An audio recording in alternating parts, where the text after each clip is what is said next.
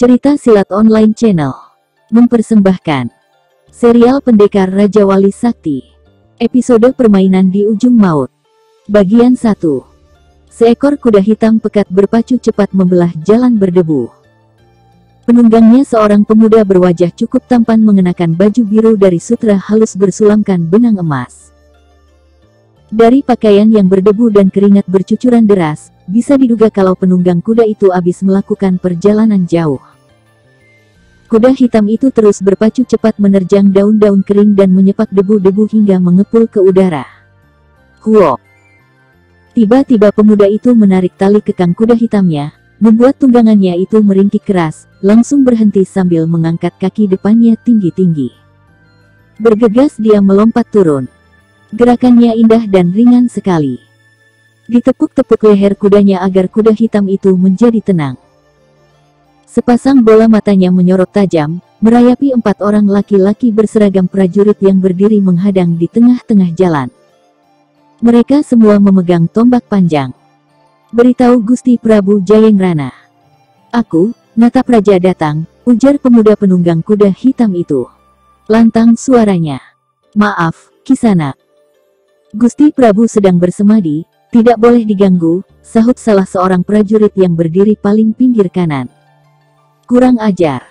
Berani kau bantah perintahku, heh," bentak Natapraja mendelik.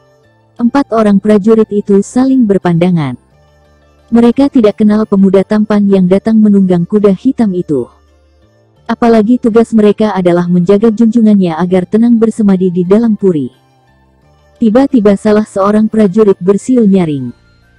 Dan sebentar saja tempat itu sudah dipenuhi sekitar 50 orang prajurit bersenjata tombak dan pedang. Natapraja menggereng dan menyemburkan ludahnya beberapa kali. Matanya tajam merayapi para prajurit yang telah mengepung membawa senjata terhunus. Seorang laki-laki berusia setengah baya mengenakan seragam panglima melangkah di depan, lalu berdiri tegak sekitar 5 langkah di depan Natapraja. "Aku Panglima Pramoda, Kepala Pasukan Pengawal Gusti Prabu Jayengrana. Apa keperluan Kisanak sehingga datang pada saat Gusti Prabu tengah bersemadi?" Laki-laki setengah baya itu memperkenalkan diri dan bertanya sopan. "Namaku Natapraja. Datang ke sini hendak bertemu Gusti Prabu Jayengrana," mantap nada suara Natapraja. "Sayang sekali. Untuk waktu yang tidak diketahui, Gusti Prabu Jayengrana tidak bisa ditemui oleh siapapun," sahut Panglima Pramoda tetap sopan. "Keperluanku mendesak dan penting sekali, Panglima. Jika Kisanak bersabar, bisa menanti sampai Gusti Prabu selesai bersemadi," Panglima Pramoda menawarkan. "Jika aku memaksa?" Panglima Pramoda terperanjat mendengar nada tantangan itu, tapi tetap berusaha tenang. Sungguh dia tidak ingin terjadi keributan di saat junjungannya, penguasa kerajaan Salinga tengah menjalankan semadi, mendekatkan diri pada sang pencipta jagat raya ini. Terlebih lagi Prabu Jayengrana sudah berpesan agar jangan diganggu selama melakukan semadinya. "Kisanak, sebegitu pentingkah urusanmu sehingga harus memaksa Gusti Prabu menghentikan semadinya?" Agak jengkel nada suara Panglima Pramoda. "Jika terpaksa," tegas jawaban Natapraja. "Kalau boleh tahu, apa keperluanmu dengan Gusti Prabu?" tanya Panglima Pramoda. "Hanya Gusti Prabu Jayengrana yang boleh tahu," tetap tegas jawaban Natapraja. Kau hanya cari perkara saja, anak muda," dengus Panglima Pramoda. Laki-laki setengah baya itu tidak dapat lagi menahan geramnya, melihat tingkah pemuda yang mengaku bernama Natapraja. Hahaha. Natapraja terbahak-bahak. Sementara Panglima Pramoda sudah memberi isyarat pada para prajurit untuk bersiap siaga penuh. Tampak sekitar 10 orang prajurit sudah siap-siap dengan panah terpasang di busur yang merentang menegang. Sedangkan Natapraja hanya melirik saja sambil mengulas senyuman meremehkan. Panglima Pramoda langsung bisa membaca gelagat kurang baik pemuda berwajah tampan, dan berpakaian seperti seorang anak pembesar. Tapi masih dicoba untuk menahan kesabarannya. Panglima itu sudah banyak berpengalaman dalam menghadapi pemuda sombong seperti ini. Dan dia tidak ingin terjebak oleh sikap congkak dan meremehkan seperti itu. Belum lagi Panglima Pramoda membuka mulut kembali, mendadak saja Natap Raja berlutut sambil merapatkan kedua telapak tangannya ke depan hidung. Sikap pemuda itu diikuti para prajurit yang berada di belakangnya, sehingga membuat Panglima Pramoda terbengong. Terlebih lagi, seluruh prajuritnya juga berlutut dengan sikap sama. Panglima Pramoda bergegas membalikkan tubuhnya, dan langsung terbeliak. Buru-buru dijatuhkan dirinya berlutut sambil merapatkan kedua telapak tangan di depan hidung. Tidak ada yang tahu, kapan seorang laki-laki berusia sekitar 60-an tahun muncul, dan tahu-tahu sudah berada di tempat itu. Pakaiannya terbuat dari kain sutra putih berbentuk seperti seorang pertapa. Wajahnya memancarkan cahaya, dan sinar matanya bagai bintang pagi yang indah. Di tangan kanannya tergenggam seuntai tasbih dari batu biru berkilau yang memancarkan cahaya apabila terpantul sinar matahari. Panglima Pramoda. Berat dan berwibawa suara orang itu. "Hamba, Gusti Prabu," sahut Panglima Pramoda sambil memberikan sembah. "Siapa anak muda itu?" tanya orang tuh yang ternyata adalah Prabu Jayengrana. "Ampun, Gusti Prabu. Anak muda ini mengaku bernama Natap Raja. Dia kesini memaksa ingin bertemu dengan Gusti Prabu," sahut Panglima Pramoda bersikap penuh hormat. Prabu Jayengrana menggumam tidak jelas. Pandangannya beralih pada pemuda yang berlutut menundukkan kepalanya di belakang Panglima Pramoda. Prabu Jayengrana mengayunkan kakinya. Begitu ringannya melangkah, seakan-akan kakinya tidak bergerak sama sekali. Tak ada suara terdengar sedikit pun saat laki-laki berpakaian putih bagai pertapa itu berjalan. Pasti dia telah memiliki kesempurnaan dalam ilmu meringankan tubuh. Prabu Jayengrana berhenti sekitar 2 langkah di depan Natap Raja. Pemuda itu kembali memberikan sembah dengan merapatkan kedua telapak tangannya di depan hidung. "Anak muda, apa keperluanmu ingin menemuiku?" tanya Prabu Jayengrana. Natap Raja tidak segera menjawab. Diberinya hormat sekali lagi, lalu perlahan-lahan berdiri. Melihat sikap pemuda itu, Panglima Pramoda bergegas berdiri sambil mencabut pedangnya. Namun belum juga dicabut seluruh pedangnya, sudah keburu dicegah Prabu Jayengrana dengan merentangkan tangannya. Natap Raja berdiri tegak.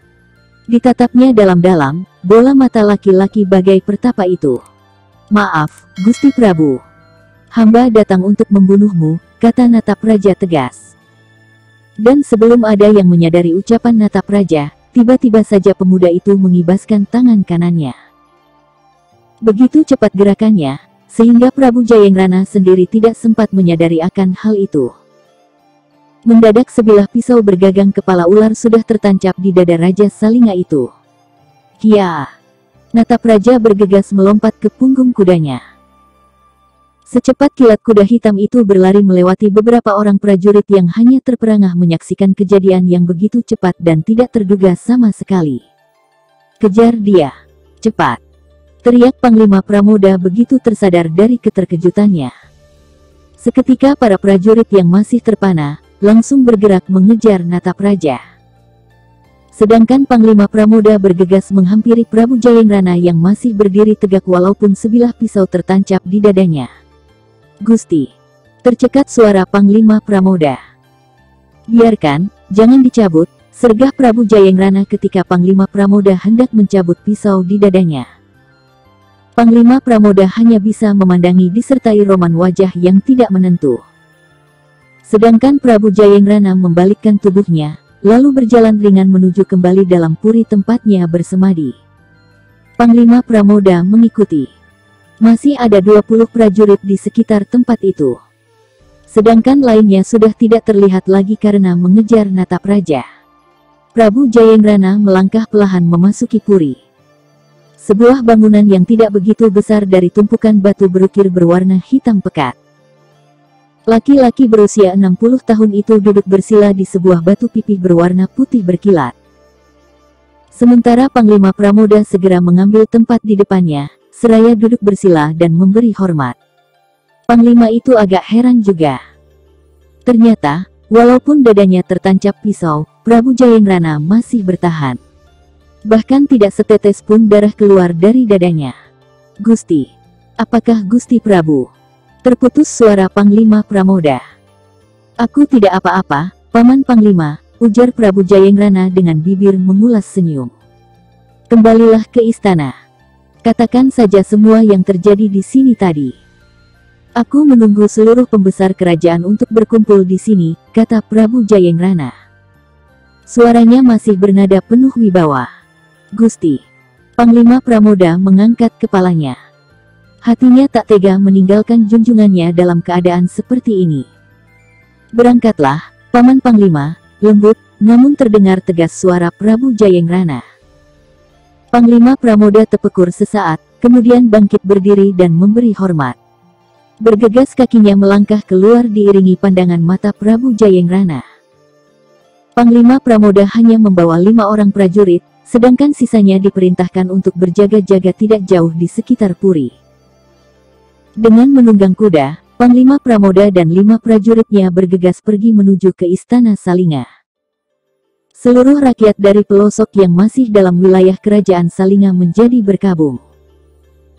Mereka mendengar tentang mangkatnya Prabu Jayengrana yang terbunuh oleh seorang pemuda yang mengaku bernama Natapraja. Sudah 7 hari penuh, suasana berkabung masih menyelimuti kerajaan Salinga. Seluruh rakyat seperti tidak punya semangat lagi untuk bekerja. Mendung menyelimuti seluruh langit kerajaan itu. Sudah 7 hari Gusti Prabu mangkat. Kenapa tidak ada upacara penguburan, ya? Pertanyaan seperti itu sudah mulai menggelayuti benak seluruh rakyat kerajaan Salinga. Mereka menunggu-nunggu saat upacara penguburan Prabu Jayengrana. Tapi yang ditunggu-tunggu tidak segera kunjung datang. Pertanyaan itu membuat semua penduduk jadi semakin bertanya-tanya dan menduga-duga.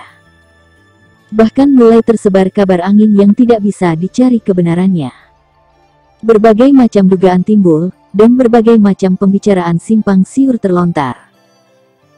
Tapi semua berasal dari rasa heran dan berbagai macam pertanyaan tentang tidak adanya upacara pemakaman bagi mendiang Prabu Jayengrana. Bukan hanya dari kalangan rakyat, bahkan permaisuri dan putra mahkota sendiri pun jadi bertanya-tanya. Sudah 7 hari setelah terdengar kabar tewasnya Prabu Jayengrana di kuil semadi pribadinya, tapi belum pernah terlihat jenazahnya. Raden Mandaka yang sudah berusia hampir 20 tahun, jadi tidak percaya kalau ayahandanya tewas oleh seorang pemuda bernama Natapraja di kuil semadi. Kenapa jasad ayahanda Prabu belum juga dibawa ke istana, Bunda? Tanya Raden Mandaka saat berdua bersama ibunya di dalam Taman Kaputren. Entahlah, anakku. Tapi kata Paman Trunggajaya, itu memang sudah pesan ayahanda Prabu. Jenazahnya harus berada di kuil selama 40 hari, sahut permaisuri Sara Ratansayu. Aneh. Desis Raden Mandaka hampir tidak terdengar suaranya. Apanya yang aneh, anakku? Tanya permaisuri Sara Ratan. Tidakkah Bunda merasakan adanya keanehan? Sejak pertama mendengar kabar ayahanda Prabu tewas terbunuh, tidak ada seorang pun yang diizinkan melihat jasadnya, kecuali Paman Trunggajaya dan Paman Pendeta Sekagora. Bahkan aku dan Bunda sendiri tidak diperkenankan menengoknya. Apa ini tidak aneh? Agak tinggi nada suara Raden Mandaka. Bunda rasa itu tidak aneh, anakku. Mungkin ayahandamu punya maksud tertentu, kilah permaisuri Sara Ratan lembut. Itu berarti Bunda tidak percaya kalau ayahanda Prabu tewas, bukan? Tebak Raden Mandaka. Entahlah. Suara permaisuri Sara Ratan terdengar mengambang. Bunda. Nanda juga sempat berpikir seperti itu. Rasanya tidak mungkin kalau ayahanda Prabu tewas hanya karena tertikam sebilah pisau oleh seorang pemuda yang tidak diketahui asalnya. Lagi pula, untuk apa membunuh ayahanda Prabu? Sedangkan yang Nanda ketahui, ayahanda Prabu memiliki ilmu kebal. Bahkan Aji Karang Saketi, yang menjadikan kulit ayahanda Prabu sekeras baja, adalah ajian yang menjadi tameng bagi tubuh ayahanda. Tak ada satu senjata pun yang bisa melukainya, apalagi hanya sebilah pisau kecil. Agak ragu-ragu nada suara Raden Mandaka. Anakku. Bagaimanapun dikdayanya seseorang, dan bagaimanapun saktinya seseorang, tentu ada saatnya ajal menjemput. Hari naas tidak akan pernah dapat terelakkan. Itu namanya sudah takdir. Janganlah mengandalkan ilmu olah kanuragan dan kesaktian, sehingga jadi besar kepala. Apalagi menganggap diri tidak akan pernah bisa mati. Ingat, anakku, semua makhluk hidup pasti mati. Begitu juga Ayahanda Prabu, tetap lembut nada suara Permaisuri Sararatan. Raden Mandaka menatap dalam-dalam, lurus ke bola mata wanita berusia hampir mencapai 40 tahun di depannya. Entah apa yang dicari dari sepasang mata bening dan raut wajah lembut penuh ketenangan itu. Seakan-akan tidak percaya kalau ibunya seperti tidak berduka sejak menerima kabar kematian suaminya. Bahkan sikapnya begitu tenang, seakan-akan tidak pernah terjadi sesuatu pada diri Prabu Jayengrana. Perlahan-lahan Raden Mandaka bangkit berdiri. Pandangannya tetap tertuju pada seraut wajah yang masih kelihatan cantik itu. Bunda sepertinya tidak berduka sama sekali, pelan suara Raden Mandaka, seolah berbicara untuk dirinya sendiri. Tidak, anakku. Bunda merasa sedih, tapi tidak mungkin untuk hanyut terus-menerus dalam kedukaan.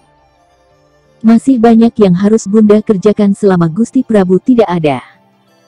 Bunda saat ini masih punya tugas penting yang harus dilaksanakan, yaitu mempersiapkan dirimu agar menjadi raja. Tentu saja seorang raja yang jadi tauladan bagi seluruh rakyat negeri ini, tetap tenang dan lembut suara Permaisuri Sararatan. Kenapa Bunda selalu berpikir begitu? Sejak Ayahanda diberitakan tewas, Bunda selalu berkata demikian setiap kali aku membicarakan perihal kematian Ayahanda. Kenapa, Bunda? Kau tidak juga mengerti, anakku. Setelah 40 hari, jasad Ayahandamu akan datang ke istana. Dan di saat itulah kau akan dinobatkan menjadi raja. Hanya itu tugas Bunda padamu. Mengantarmu sampai duduk di singgasana. Tidak, Bunda. Aku tidak akan mempersiapkan diri jika belum melihat sendiri jasad Ayahanda Prabu. Itu pun kalau memang Ayahanda Prabu sudah meninggal. Jawab Raden Mandaka tegas. Jangan sia-siakan kesempatan ini, Ananda. Atau kau ingin tahta itu diserahkan pada adikmu? Adik dari selir, anakku.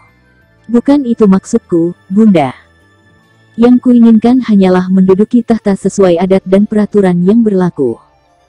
Terus terang, aku masih belum percaya jika Ayahanda tewas hanya karena tertikam sebilah pisau.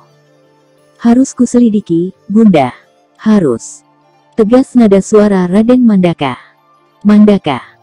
Tapi Mandaka sudah lebih cepat meninggalkan Taman Kaputren itu. Permaisuri Sararatan bergegas berdiri dan mengejar, namun anaknya sudah berjalan jauh, melangkah cepat keluar dari Taman Kaputren. Permaisuri Sararatan hanya bisa memandangi kepergian putranya yang diliputi hati panas. Oh, Dewata yang Agung. Jangan biarkan putraku masuk dalam kemelut ini, desah Permaisuri Sararatan lirih. Wanita berusia hampir 40-an tapi masih terlihat cantik itu mengayunkan langkahnya menyusuri jalan setapak yang melingkari taman bunga di Kaputren ini. Tapi belum seberapa jauh melangkah, tampak seorang laki-laki berusia lanjut menghampiri.